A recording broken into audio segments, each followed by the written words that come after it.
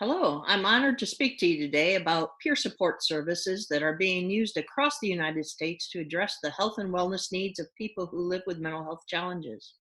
This presentation was developed by a dissemination team comprised of leaders from the Chicago Health Disparities Center at the Illinois Institute of Technology and the National Association of Peer Supporters, also known as INAPS. The Chicago Health Disparities Center is a group of investigators and persons with lived experience of mental health concerns that examine the health and wellness needs of people living with serious mental illness. The team also examines the barriers caused by public stigma and self-stigma. The ultimate goal of the center is to improve the quality of health while simultaneously eliminating the stigma that affects the health of persons living with a mental health challenge. Serious mental illness is defined as a mental health concern that hinders the individual from achieving their specified goals. INAPS is a national organization whose mission is to grow the peer support profession by promoting the inclusion of peer specialists throughout healthcare and other community systems. Today, I'm talking to you about the impact peer support has on the health and wellness needs of people living with mental health challenges. This presentation is based on a view of hope and recovery. My name is Martha Barbone. I spent 12 years in the United States Air Force before being sidelined by a diagnosis of depression and PTSD. After several years, including multiple hospitalizations, medications, and other treatments, I was introduced to peer support. This led me to newfound hope and the discovery of inner strength. I received a bachelor's degree in Doctor of Veterinary Medicine from Colorado State University, and I have 3 lovely adult children. I now live south of Boston. I directed the Certified Peer Specialist training in Massachusetts for 4 years. I've also worked as a CPS on an inpatient unit and in a peer-run organization. I facilitate groups in the Veterans Administration, and currently I am the Director of Operations for INAPS. I have no conflicts of interest and nothing to disclose. This presentation will review the value of peer support providers in assisting people living with serious mental health challenges in attaining their health and wellness goals. I will focus on research funded by the Patient-Centered Outcomes Research Institute, also known as PCORI. PCORI supports research that helps people make informed healthcare decisions and improves healthcare delivery and outcomes by producing and promoting high-integrity, evidence-based information that comes from research guided by patients, caregivers, and the broader healthcare community. PCORI is a United States-based non-governmental institute created as a result of the 2010 Patient Protection and Affordable Care Act, also known as the ACA or Obamacare. Development of presentation materials, as well as the Speakers Bureau doing these presentations, is made possible by a Eugene Washington Award Dissemination Initiative proposed by the Chicago Health Disparities Center and the National Organization of Peer Supporters. All materials and comments in this presentation are solely the responsibility of the dissemination team, the Chicago Health Disparities Center, and the National Association of Peer Supporters. PCORI is not responsible for the presentation of these materials. Why are we talking about this? Statistics have told us that people living with serious mental illness get sick and die 10 to 20 years younger than their same age peers. This pattern is even worse for people of color or people in low-income communities. Peer support services are one way to assist this group in achieving specified health and wellness goals. People living with mental health challenges use the emergency room for their physical health problems more than others their same age. They may develop limited mobility, affecting their ability to meet personal goals related to education, work, or independent living. They may end up in an institution, such as a state hospital, a nursing home, 24-hour care center, or another facility where they get needed care that they cannot provide for themselves. Again, statistics show this group dies younger than their peers. The problem of illness and death among people living with mental health challenges is worsened by several things. People of color are likely to show worse outcomes related to sickness and early death. People who are poor have worse health outcomes, especially if they are homeless. Victims of crime have worse health outcomes. So do perpetrators of crime, especially when they are caught up in the criminal justice system. Alcohol and substance use worsens the pattern of sickness and death. There are many reasons why those living with mental health challenges also have physical health challenges. The social determinants of health include poverty, homelessness, access to education, and access to health care. Some of these are modifiable health risks and behaviors that can improve health outcomes. One may have poor nutrition due to limited resources, lack of exercise, smoking, engaging in survival sex practices, or self-medicating with harmful substances. Access to primary care clinics that are the entry into the healthcare system could be improved. Specialty care clinics are often missing. Diets that include unhealthy fats, sugars, and fast foods contribute to poor health outcomes. People who live sedentary lives have poorer health outcomes. Simple things like walking every day can improve health and wellness significantly. Survival sex and other behaviors can lead to disease, including hepatitis and HIV. Regular practice of safe sex, for example, using condoms, can reduce disease transmission significantly. Alcohol and other substances can worsen many physical health illnesses. Often health and wellness are lacking because the community lacks the kind of resources it needs to provide quality care. Sometimes clinics are not easily accessed because public transportation is not available. Insurance coverage is often lacking, so patients cannot pay for care. Parity in insurance is equal pay for physical health and mental health care. Parity is often lacking, so the quality of mental health care lags behind physical health care. Together, these problems describe what we call the fragmented healthcare system. So we've reviewed the concerns related to physical health and those living with a mental health condition. So now let's consider solutions. Specifically, we'll look at the benefits of community health workers and peer support services.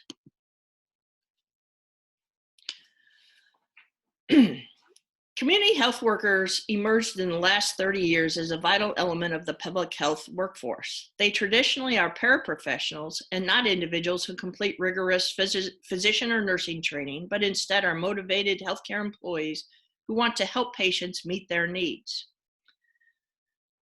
They are from the community, so in many ways they are like those they're supporting. They are Black, white, Latinx, Asian. They may be young adults or seniors. They may be straight or from the LGBTQ community. There is an assumption about diversity.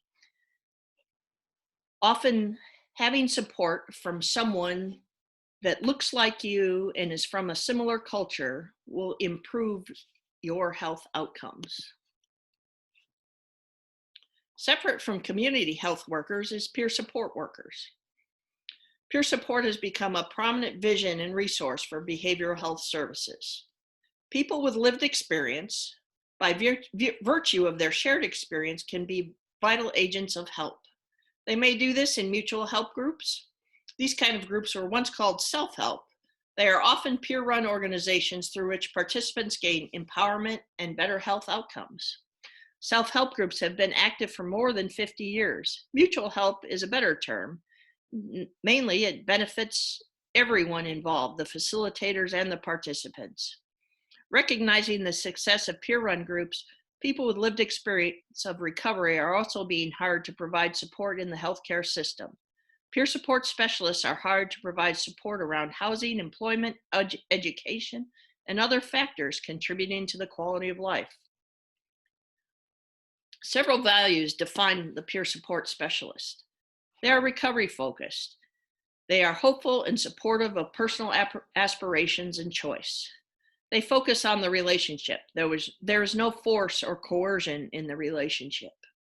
They promote empowerment in life in general, and more specifically in regards to healthcare decisions.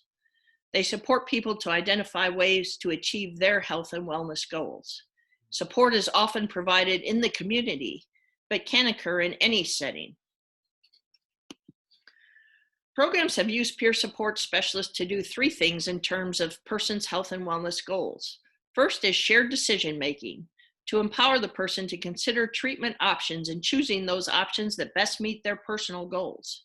Second is teaching skills and providing concrete information and resources that help people self-manage their health and wellness goals.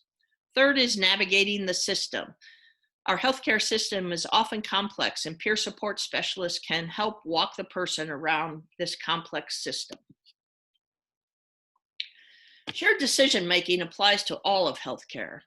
It has become the standard for healthcare in general and involves three basic steps. First, the healthcare provider helps patients fully understand their health and wellness goals.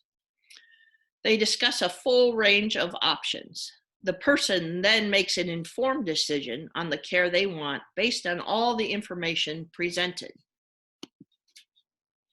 Self-management should be encouraged in order to promote self-determination. People should be supported in decisions they make about their health and wellness, as well as steps that they take to address these decisions. People need three things to realize self-management: information, behaviors, and opportunity. Peer support specialists provide basic down-to-earth services to help patients deal with this fragmented system. They can help people review different options for services, where they are located, perhaps with cultural relevance. These choices are also influenced by the type of insurance a clinic takes. Peer support specialists help the person contact the clinic to find out about insurance before arriving at the facility. Non-traditional services and holistic healthcare may be included.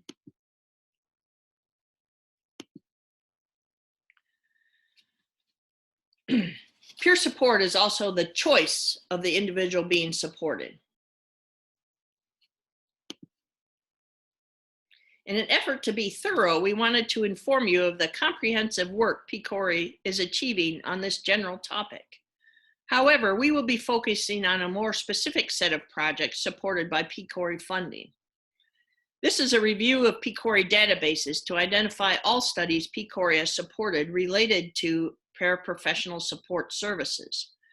These 7 are related broadly to programs that address the health and wellness needs of people living with mental health challenges. Some of these studies have been completed, while others are still ongoing. Today, I will summarize what was found in 3 of the completed studies. I encourage you to review the projects on the PCORI website. The first PCORI funded study I will review was conducted by John Breck from the University of Southern California, entitled, "Can People with Serious Mental Illness Help Peers Manage Their Health Care?" The project tests the BRIDGE program in comparison to treatment as usual services. BRIDGE did this by having people in recovery from mental illness teach research participants health management skills. The intervention is augmented by motivational interviewing, education about illness, modeling skills, and practicing the new skills through the assistance of a paraprofessional. In the research evaluation of the program, 151 people with serious mental illness were randomized to mental health care as usual, or the control group, or BRIDGE plus mental health care as usual. Data was collected at baseline, 6 months, and 12 months. The research team collected 3 sets of measures. First was health services, measured as the number of routine healthcare visits, the number of routine health screenings, and participants' perception of their relationship with their healthcare providers. Second, confidence in self-management was assessed by asking participants to report their sense of confidence in making decisions about their health. Third, 2 sets of health concerns were also assessed, chronic disease being the degree to which research participants were concerned about ongoing and persistent physical illness and their overall perception of bodily pain. Data presented in the next 3 slides represents changes from baseline to 6 months reported by research participants in the BRIDGE group, or orange on this slide, versus the controls, which is white. Findings here are reported as change scores by subtracting person's score at baseline from their report at 6 months. Note that a significant improvement was found for the number of routine visits and the number of routine screenings from baseline to 6 months. The quality of relationship measure is reverse scored, such that more negative change scores from baseline to 6 months actually represent improvements in perceived relationship. Findings in this graph show those in the bridge group have a better relationship than those in the control group. This graph shows change in perceived confidence in managing one's healthcare. Note a significant improvement for people in the bridge group, while those in the control group actually seem to be less confident. This research was done as a partnership between the University of Southern California School of Social Work and the Pacific Clinics. Here is the website link if you'd like to learn more about this health navigation training program.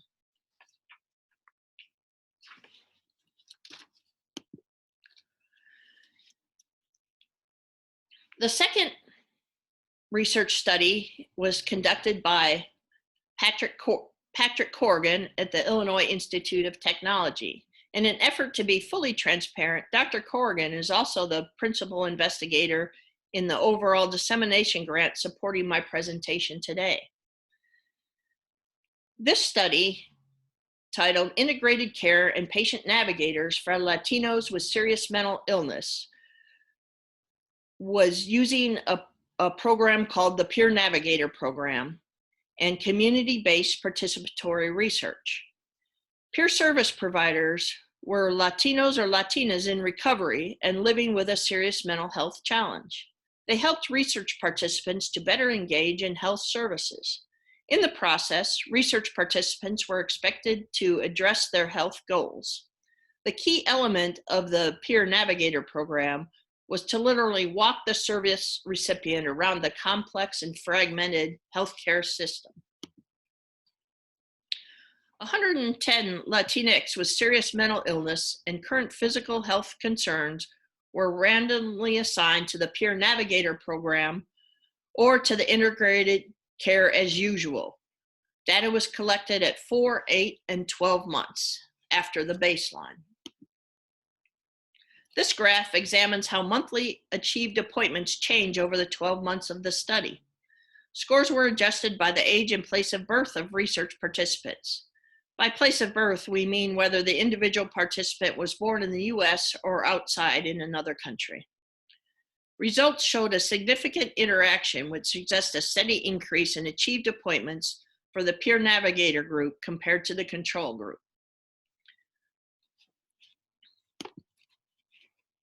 This finding shows a clear interaction with steady improvements in self-reported recovery for those in the Peer Navigator group compared to the control group. The empowerment measure is reverse scored, so lower scores represent more empowerment. Once again, a significant interaction is shown where the Peer Navigator group empowerment improved over the course of the study, while the control group seemed to be steady. This research was done as partnership between the Chicago Health Disparities Center at Illinois Institute of Technology and Trilogy Behavioral Health. Here is the website link to learn more about this health navigation training program. This last PCORI funded study was led by Cheryl Bellamy from Yale University, titled, Does a Peer-Led Program with Wellness Coaching Improve Wellness Among People with Serious Mental Illness? Using community-based participatory research, this group developed the Peer-Led Wellness Coaching Program. The Peer-Led Wellness Coaching Program was a 6-month program and included 3 months of peer-led groups educating participants on personal wellness, stigma, and self-management strategies. In addition, program participants received 6 months of individual wellness coaching offered by a peer provider. 74 people with serious mental illness entered the program. 37 were assigned to the Peer Wellness Life Coach intervention, and their scores were compared to 37 others with serious mental illness who received treatment as usual. Data was collected at baseline 4, 8, and 12 months. 5 sets of measures were collected. First was number of emergency room visits. Next, the participant reported changes in alcohol use. General wellness measured how participants viewed their overall wellness. We evaluated treatment plan input by asking participants about their decision-making in the treatment plan. Finally, we asked participants if they reported greater satisfaction with treatment or not. This graph does not represent exact data, but demonstrates the general trends between groups. Again, the orange is the peer-led wellness coaching group, whereas the striped area is the treatment as usual or control. As we can see, compared with participants who received usual care, participants in this program showed fewer psychiatric or substance use emergency department visits, greater decreases in alcohol use, greater improvements in how they perceive their general wellness, more treatment plan input, and greater satisfaction with the treatment they received. I want to thank you for listening to this, and please feel free to contact our primary investigator, Patrick Corrigan, or myself. I've listed our emails here. If you have any questions or comments, please reach out. Thank you so much for attending today.